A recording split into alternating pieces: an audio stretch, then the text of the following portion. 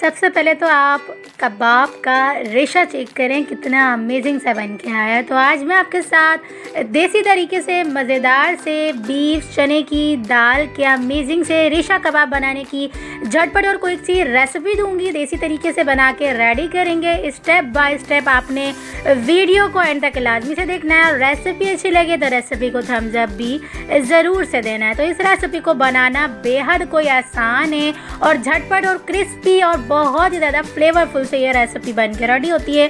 तो आपने ना वीडियो को एक बार ज़रूर से फुल वॉच करना है। तो चलें फिर रेसिपी को स्टार्ट करते हैं। बिस्मिल्लाहिर्रहमानिर्रहीम। सबसे पहले हमने यहाँ पर जो है ना बीफ ले लिया हुआ है। बीफ मैंने थोड़ा सा चिकनाई समेत लिया है। यहाँ पर मैंने एक पोती जो लहसुन की होती है ना उसको मैंने छील कर ऐड कर दिया हुआ है। 2 टेबल स्पून यहाँ पे मैंने साबित धनिया ऐड कर दिया हुआ है।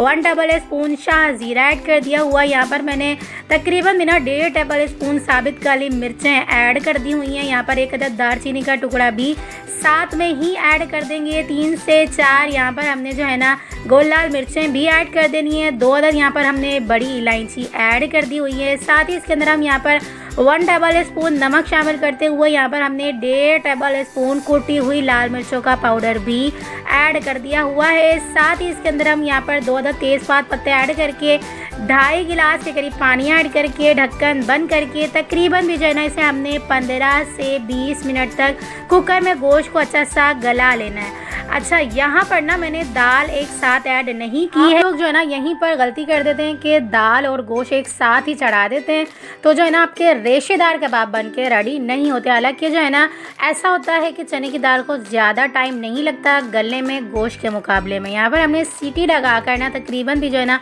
15 से 20 मिनट तक जो है ना कुक कर लेना है गोश्त को। और गोश्त हमारा तकरीबन भी जो है ना 90% तक अच्छा सा गल जाएगा। जो थोड़ी बहुत कसर रह जाएगी ना ये इस स्टेज पे आ जाएगा। थोड़ी बहुत कसर इसके अंदर रह जाएगी तो इसके अंदर हम यहाँ पर इस टाइम पे आके जो है ना तकरीबन भी जो है ना हमने यहाँ पर ½ kg के करीब यहाँ पर बीफ लिया है। लेकिन हमने यहाँ पर ½ kg से कम 1 पाव कह लें हम यहाँ पर तकरीबन भी 300 ग्राम्स के करीब भीगी हुई यहाँ पर धुली हुई चने की दाल ऐड कर देंगे। तकरीबन भी जो है ना इसके अंदर पानी तकरीबन 1.5 गिलास के करीब मौजूद है।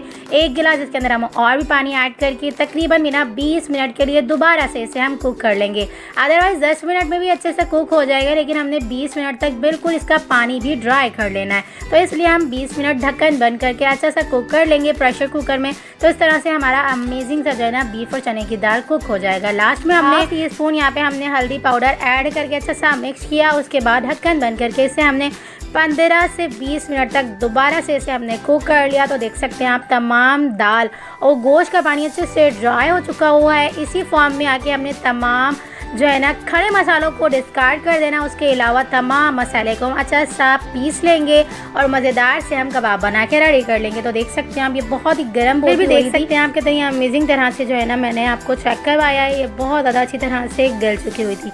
अब इन तमाम मसाले को ना हमने यहाँ पर इस तरह के सिलबट्टे पे अच्छे से पीस लेना है। अच्छा, मैं आपको बताऊँ जितना भी मैं मसाले की जो है ना यहाँ पर कबाब बनाती हूँ ना, यानी कि इससे ज़्यादा क्वांटिटी में भी बनाती हूँ, तो मैं हमेशा सिलबट्टे पे ही बनाती हूँ। कभी कुछ 1-2 बार ऐसा हो जाता है कि मैं चॉपर मशीन में चॉप कर लेती हूँ जब मुझे बहुत ज़्यादा जल्दी होती है। मेहमान कोई अचानक से आ गया या कोई दावत अरेंज की हुई हो, मुझे जल्दी से काम करना है ना, तो मैं अक्सर जो है ना इस तरह से चॉपर मशीन में कर लेती हूँ। नहीं तो मैंने जब ज़्यादा कबाब बना के रेडी करके रखने होते हैं ना तो मैं यही प्रोसेस करती हूँ। इस तरह के पीसने से ना यकीन करें रेशा बहुत ही ज़्यादा अमेजिंग सा बन के आता है। मैं आपको चेक करवाऊंगी। ये देख सकते हैं आप कितने अमेजिंग तरह से पिस रहे हैं। थोड़ी मेहनत लगती है लेकिन इसमें जो है ना रेशा हमारा बहुत ज़्यादा अमेजिंग सा बन के आता है। तो मैं यही प्रोसेस करके अपने तमाम कबाब बना के रेडी करती हूँ, चाहे थोड़ा मसाले के बनाऊँ चाहे ज़्यादा के। लेकिन आज मैं आपको देसी तरीके से अपने घर के तरीके से बनाना सिखा रही हूँ। तो आपने ना वीडियो को एक बार जो है ना ज़रूर मेरी रेसिपी से ट्राई करना है। तो देख सकते हैं आप कितना अमेजिंग सा रेशा बन के आया है। बिल्कुल रूई की तरह मुलायम सा मज़ेदार सा रेशा बन के आया है। और ये रेशा ना मैं आपको बताऊं सिर्फ और सिर्फ सिलबट्टे पे ही बन के अच्छा सा आता है। अदरवाइज़ अगर आप चॉपर मशीन में करते हैं ना तो वो मज़ा नहीं आता जो कि इस रेशे का आ रहा है। देख सकते हैं आप कितने अमेजिंग से रेशे बन के आए। एक एक करके हमने थोड़ा थोड़ा करके तमाम का जो है ना इसी तरह के रेशा कबाब बना के रेडी कर लेना। हमारा जो है ना तमाम कबाब का मसाला बन के रेडी हो चुका हुआ है। इसे हम जो है ना एक बाउल में शिफ्ट कर लेंगे। उसके बाद यहाँ पे हमने हरा धनिया, हरी मिर्चें, प्याज और यहाँ पर हमने 1 टेबल स्पून जो है ना गरम मसाला ऐड कर देना है। अच्छा, यहाँ पर तमाम चीज़ें मैंने जो है ना 4 टेबल स्पून ऐड किया, लेकिन गरम मसाला 1 टेबल स्पून ऐड किया है।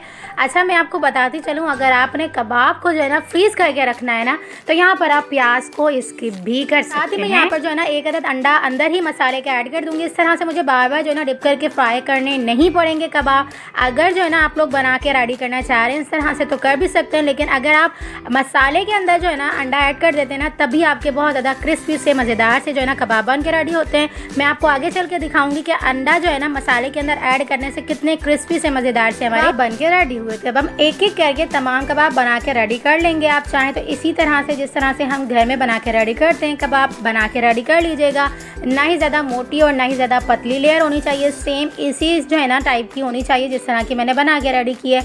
आप चाहें तो अगर आपको साइज़ का मेजर नहीं होता तो आप कबाब मेकर की मदद से भी बना के रेडी कर सकते हैं, लेकिन मैंने जो है ना सिंपल जिस तरह से हम घर में बना के रेडी करते हैं ना हाथ से, मैंने उसी तरह से बना के रेडी किए थे। क्योंकि ये थोड़े छोटे छोटे और मोटे मोटे होते हैं तो मुझे जो है ना थोड़े से लाइट वेट चाहिए होते हैं, लेकिन बिल्कुल परफेक्ट जो है ना मैंने यहाँ पर लेयर के तमाम कबाब बना के रेडी कर लिए हैं। तमाम कबाब हमने एक जैसे बना के रेडी किए हैं। अब इन्हें जो है ना डायरेक्ट से फ्राई कर लेंगे। ऐसा फ्राई करने के लिए ना मीडियम टू लो फ्लेम पे रख के इसे आप जो है ना फ्राई किया करें। इस तरह से अंदर से भी आपके जो है ना जल्दी से कबाब अच्छे से कुक हो जाते हैं।